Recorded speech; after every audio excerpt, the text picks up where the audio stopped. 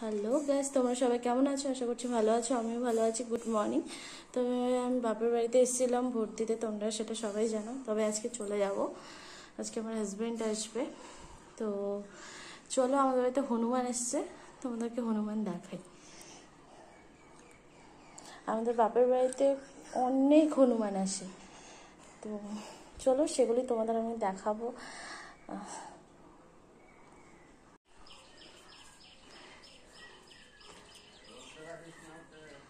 হ্যাঁ,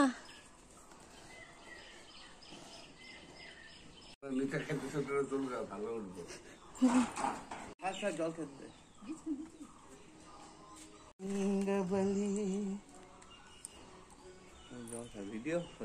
ভিডিও করতেছি। হ্যাঁ, জয় শ্রীরাম।